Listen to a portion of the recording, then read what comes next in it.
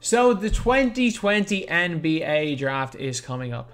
I have made a lot of videos on this draft recently because it is something that I'm kind of interested in.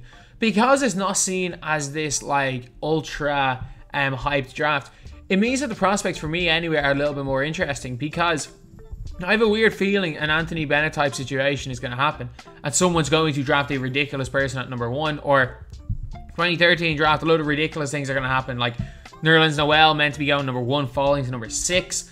I can see it happening with a James Wiseman if the Charlotte Hornets somehow one of the rumors is that the Charlotte Hornets are actually looking to trade up to number 1 so that they can draft Anthony Edwards. If the Charlotte Hornets manage to trade up to number 1 and Golden State take Lamelo at number 2, we could see James Wiseman rapidly falling down the draft because of the teams that are next.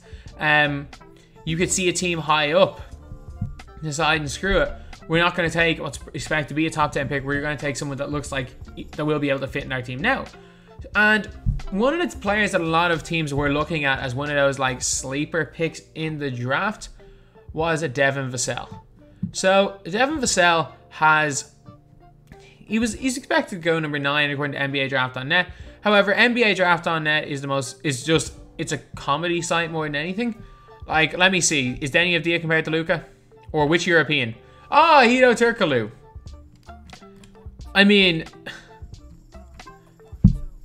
defense 7. Denny's defense is one of his better attributes. It's basically, they compared Luka to Danilo Gallinari. It was just nuts. But so Devin Vassell is the reason why a lot of people think that he could really come in and make that impact is because he's a pretty good defender. As well as that, he's a freak athlete. Like, he's super quick. A great jumper. And the big thing is this right here. He shoots 41% from 3.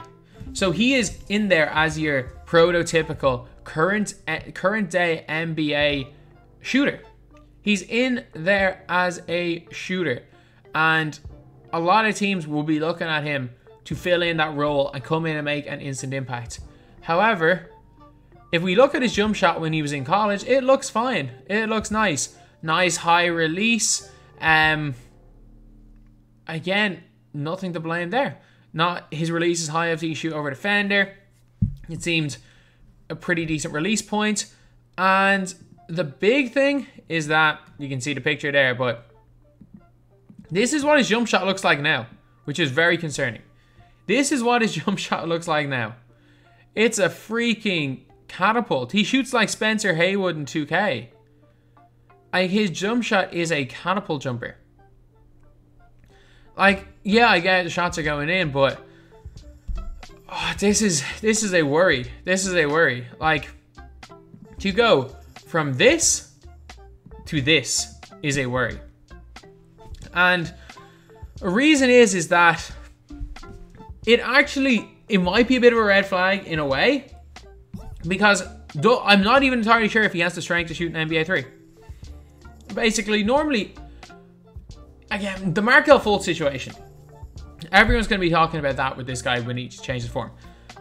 Fultz, even before, like, Fultz got the yips. There's no question about that. A mixture between injuries and just the mental aspect with his jump shot. Like, Fultz was literally, his elbow was just like shaking in the air. He forgot how to shoot the ball. And it happens. It happens. Probably a combination of injuries as well as probably multiple different coaches trying to tell him to change different things in his shot, and he just forgot how to shoot the ball. It happens. But this, unlike a Markelle Fultz situation, this is like when a 12-year-old doesn't quite have the strength to shoot a three-pointer, so they try to figure out ways. Either they start releasing the ball from here, they shoot the ball double-handed like a Lamelo Ball. This is just a weird one because it's evident that it's a new way he's found of shooting the ball because he's hitting the shots. It's evident this is like a new way he's found of shooting the ball.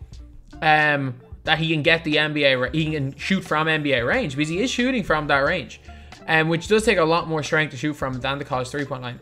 But I don't know. I really don't know how big of a factor that it is going to be. I think teams are really going to have to look for that jump shot during workouts. And I don't know. I don't believe in like fixing jump shots. I really don't. I believe that like a person just should shoot whatever way feels comfortable for them. I don't believe in these like shot doctors coming in and completely fixing a player's forms, because I've never actually seen it work. Actually, to be fair, Kawhi, it worked with Kawhi. I'm wrong with that. It worked with Kawhi. But from my personal experience, it actually harms shooters with awkward looking forms a lot more than it helps them, especially if the shooter could previously shoot. Like, he was a shooter, so trying to change his form might end up being a negative. So, but it's interesting. It is really interesting because it looks, from what I've seen anyway, it looks honestly just like it's a case of he's looking to get a bit more power in his jump shot. Maybe as he gets older, he'll be able to change it. Is the catapult shot concerning? Not really. I don't think it should be. It might be a concern if this was an unbelievable draft and he was a projected top 3 pick.